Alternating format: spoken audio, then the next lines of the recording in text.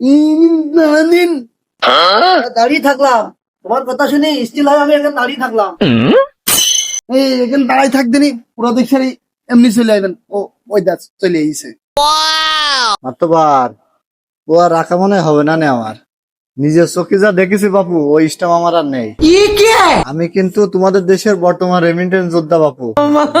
তোমাদের দেশের কিন্তু উন্নয়নের হাতিয়ার। আমি যাচ্ছি কষ্ট করতে, ন্যায় বিচারটা করে দিও। না এই বিচার করবো কি, এক গ্লাস পানি দিয়ে কুটি ভিজাতে পারলাম না।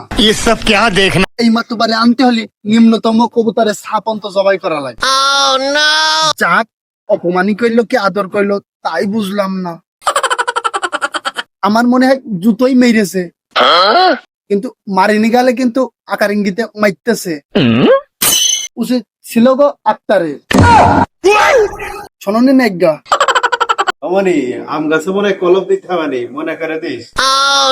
ও মাতুব্বা চা, আমার কিন্তু হলো সংসার আছে বলো, মাথায় রেখো বাবু। তাই কইলে বাবু ন্যায় বিচারটা কই যাইও।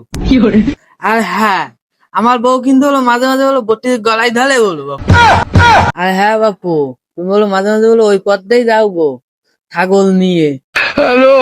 মাতবার ওর সাথে কিন্তু বন্ধুত্ব আজকের তো আমার কাটাকাটি। ও বউ আমি রাখবো না, তো জাপারে করুক। দেখো তিনি বন্ধু অত উচ্চন হওয়ার দরকার নেই তো বন্ধু, ভাবির দেওয়ার দায়িত্ব আমি নিচ্ছিলাম বন্ধু।